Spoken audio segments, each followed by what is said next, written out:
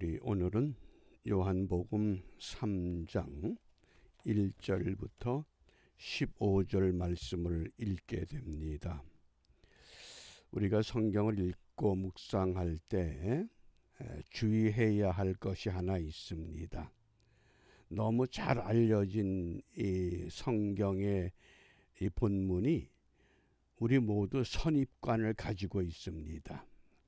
그 말씀을 너무 자주 들었기 때문에 들은 것이 입력이 되어서 이 선입관을 지우지 않으면 날마다 새롭게 말씀하시는 하나님의 음성을 듣기가 어렵습니다. 깨닫기도 어렵습니다. 자칫 잘못하면 어떤 형식으로 우리가 말씀을 대하는 그런 습관적이 너무 몸에 배었습니다. 우리 이 아침에 그동안 우리가 가지고 있던 선입관, 내 안에 입력된 모든 정보 완전히 지워버린다고 하는 이 마음으로 우리 먼저 이번 주 우리 암송할 성구 마태복음 16장 24절 우리 함께 암송합니다. 예수께서 제자들에게 이르시되 아무든지 나를 따라오려거든 자기를 부인하고 자기 십자가를 지고 나를 쫓을 것이니라. 저는 이 말씀을 이번에 묵상하면서 자기를 부인한다. 이거는 육체적인 욕망, 자기 십자가를 진다. 이건 영적인 사명. 이렇게 이해를 했습니다. 육체적인 것과 영적인 것에 대한 것을 우리가 새롭게 결단하시길 바랍니다.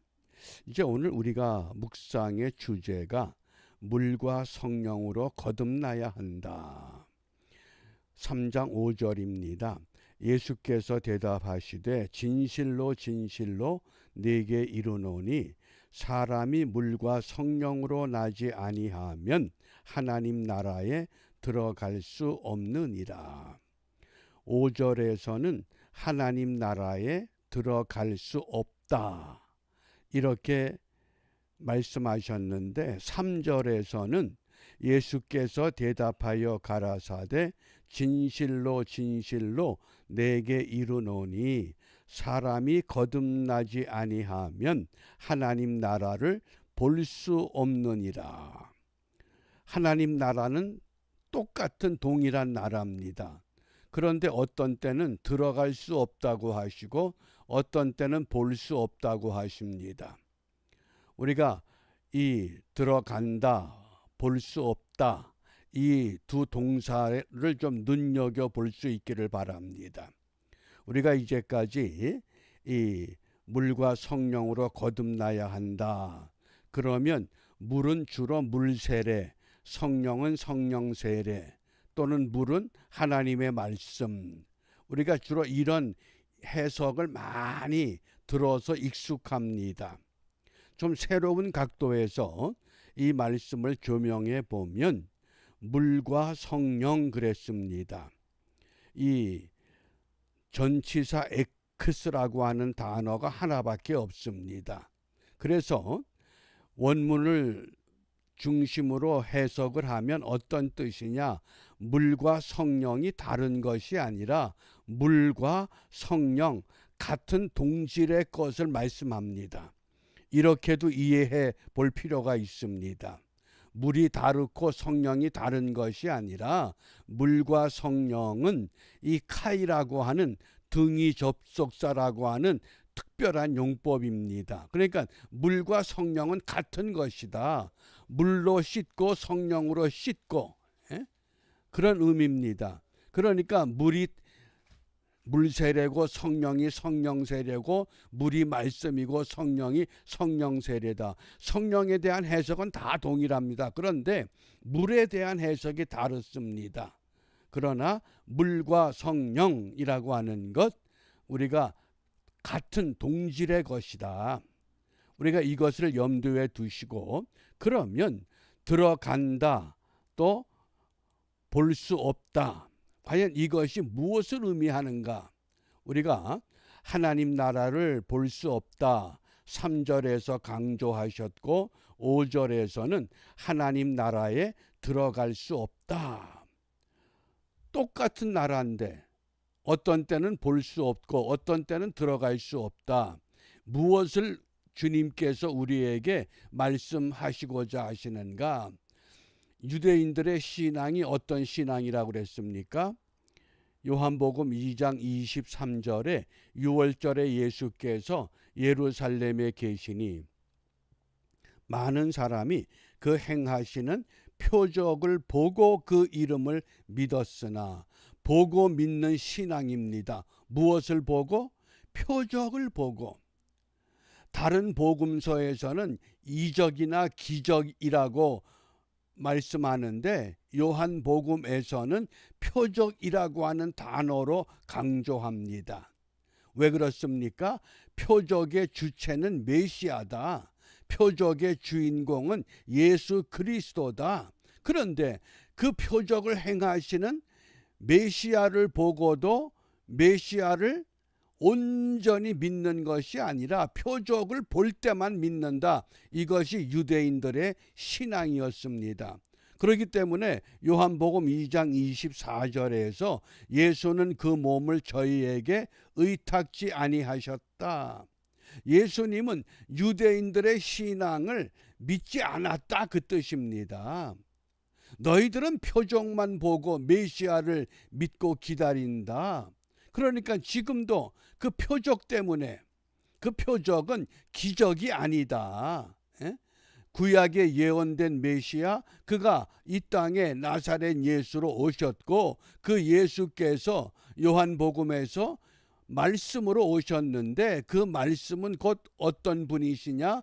창조주 하나님과 동일한 아들이시며 그가 곧 우리에게 무엇을 말씀하셨느냐? 갈릴리 가나 혼인 잔치에서 신랑이 오면 잔치를 벌여야 되는데 그 잔치의 가장 중요한 음료 포도주가 부족했을 때 물로 포도주를 만드신 것은 물로만 정결케 되는 것이 아니라 언약의 피 포도주가 우리를 정결케 한다. 그리고는 예수님의 공생에 의해 마지막에 행하셨던 성전 청결의 사건, 비둘기 파는 자, 양과 소 파는 자, 모든 재물들을 성전에서 내쫓으셨습니다. 이런 짐승의 피를 가지고 속죄가 되는 것이 아니라 이제 단번에 희생의 피, 그것이 바로 성전 청결이라고 하는 것. 그러면서 그 다음에 유대인들의 신앙에 대해서 말씀하신 겁니다. 너희들이 지금까지 메시아를 기다린다고 하는데 아직도 메시아를 눈으로 보고 메시아를 만났으면서도 여전히 표적만을 보고 믿어. 그러니 나는 너희들의 신앙을 인정하지 않아. 왜? 우리 예수님은 사람의 중심, 그 마음, 그 생각, 이것을 아시기 때문에. 그래서 이러한 신앙의 대표적인 인물이 누구냐? 그것이 오늘 니고데모라고 하는 것을 들어 올린 겁니다. 이해가 되시죠? 왜 니고데모를 끌어올리느냐? 1절을 봅니다. 바리새인 중에 니고데모라 하는 사람이 있으니 유대인의 관원이다. 그 많은 유대인들의 신앙 상태, 영적인 상태, 이것을 대표하는 사람이 니고데모다, 그 뜻입니다. 니고데모 한 사람의 문제가 아니라 우린 이제까지 니고데모의 포커스를 맞췄는데 니고데모는 모든 유대인들의 신앙 상태를 대표하는 인물. 왜? 유대인의 관원 그랬습니다. 이 아르콘이라고 하는 이 관원, 우리가 흔히 산헤드린 공회원, 그 당시 71명의 공회원이 있는데 그들은 요즘으로 말하면 정치, 이 권력, 입법, 사법, 행정의 대표자들입니다. 그러니까 니고데모는 바리새인 중에 니고데모, 니고데모라고 하는 이름의 뜻이 백성의 이긴 자, 그런 뜻입니다. 모든 백성을 이긴 사람. 그런데 이 니고데모는 헬라식 이름입니다. 그러니까 니고데모가 얼마나 현실 이 감각이 뛰어난 사람인지 모릅니다. 그러면서 예수님께서 니고데모를 어떻게 말씀하느냐? 예수께서 가라사대 너는 이스라엘의 선생으로서 뭡니까? 이스라엘 신앙을 대표하는 사람이다, 그 뜻입니다. 왜냐하면 선생이라고 하는 그 헬라 단어 디아스 칼로스의 정관사 호가 붙어 있습니다. 그 선생, 우리가 정관사와 이 명사가 붙어 있을 때 모든 것을 대표하는 겁니다.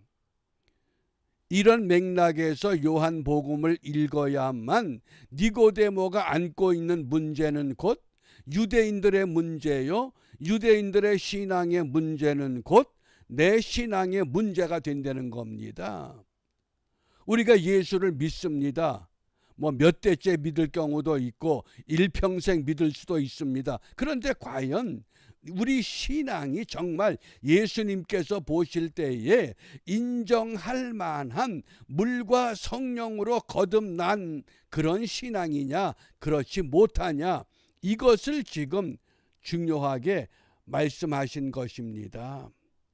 그렇기 때문에 오늘 우리가 요한복음 20장 28절 29절 예수님의 제자 가운데 도마, 다른 제자들은 우리가 예수님의 부활을 목격했다, 예수님 부활하셨다, 그리고 이야기할 때 도마는 어떤 고백을 합니까? 나는 내가 내 손으로 예수님의 못자국을 만져보고 창자국을 만져보지 않으면 나는 믿지 못하겠어. 그런데 그 자리에 부활하신 예수님이 나타나셨습니다. 그리고 도마에게 야 도마야, 손을 내밀어서 네 손으로 네가 그렇게 원하는 못자국 창자국 만져봐라. 그때 도마가 이런 고백을 합니다. 도마가 대답하여 가로되 나의 주시며 나의 하나님이시니이다. 그러니까 예수님께서 너는 나를 보기 때문에 믿느냐? 나를 보지 않고 믿는 자가 복이 있다고 깨우치셨습니다. 우리는 더구나 예수님의 부활의 사건과는 너무나 먼 훗날에 와 있습니다. 그럼에도 불구하고 이 부활을 믿을 수 있다고 하는 건 그건 뭡니까? 하나님의 은혜요. 그 믿음은 하나님의 선물입니다.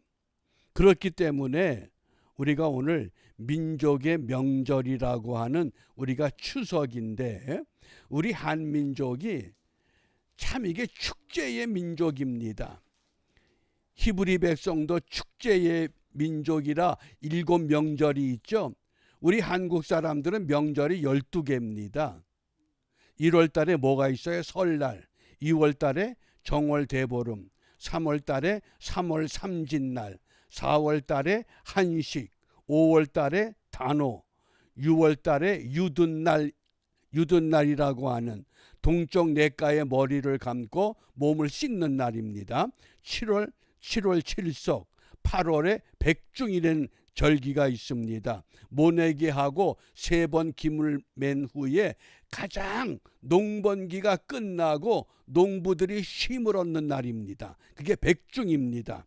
그 다음에 9월 달에 삼복이라고 하는 초복, 중복, 말복, 삼복이라고 하는 절기가 있고 10월 10번째가 추석입니다. 그리고 11번째가 중량절, 12번째가 동지. 그래서 매월 명절이 있는 민족이 우리 한민족입니다. 그 가운데 오늘 우리가 추석이라고 하는 이 명절을 맞이해서 과연 하나님이 우리에게 어떤 명절을 원하시느냐?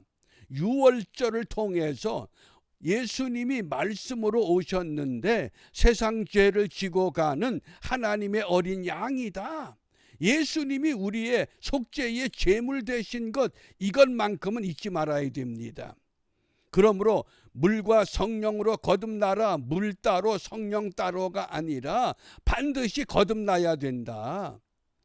깨끗함을 입어야 된다. 그래야 하나님 나라를 볼 수 있고 그래야 하나님 나라에 들어갈 수 있다. 그러므로 우리가 이 아침에 에베소서 5장 18절, 이거는 명령문입니다. 술 취하지 말라. 이는 방탕한 것이니 오직 성령의 충만을 받으라. 이건 명령문으로 되어 있습니다. 명령은 그대로 행해야만 가능한 말씀입니다. 해도 되고 하지 않아도 되는 것이 아닙니다. 왜 성령 충만을 받으라고 말씀하셨느냐? 우리 모두가 다 영의 사람으로 살아가야 하기 때문입니다. 육신을 가지고 육신이 때로는 고통을 당하고 장애를 입기도 하고 어려움을 겪기도 하고 질곡 가운데 휘둘리기도 하지만은 우리 영은 그렇지 않다고 하는 것, 영의 사람으로 살아가게 하옵소서. 이것이 오늘 우리 추석 명절을 맞는 이 아침에 우리의 기도입니다. 어떻게? 성령으로 충만케 하옵소서. 예수님만이 나의 주 나의 하나님으로 믿게 하옵소서. 자기를 부인하고 자기 십자가를 깨닫게 하옵소서. 우리가 이런 기도와 더불어서 오늘 이 하루가 하나님 은혜 안에서 내 생애의 가장 즐겁고 복된 축복의 하루가 될 수 있기를 바랍니다. 기도합니다.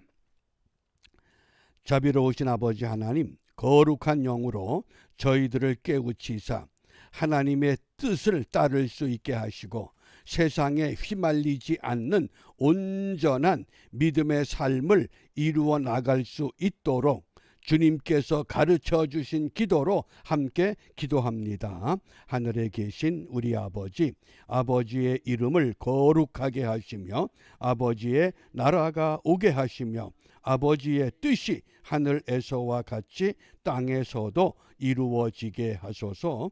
오늘 우리에게 일용할 양식을 주시고 우리가 우리에게 잘못한 사람을 용서하여 준 것 같이 우리 죄를 용서하여 주시고 우리를 시험에 빠지지 않게 하시고 악에서 구하소서. 나라와 권능과 영광이 영원히 아버지의 것입니다. 아멘.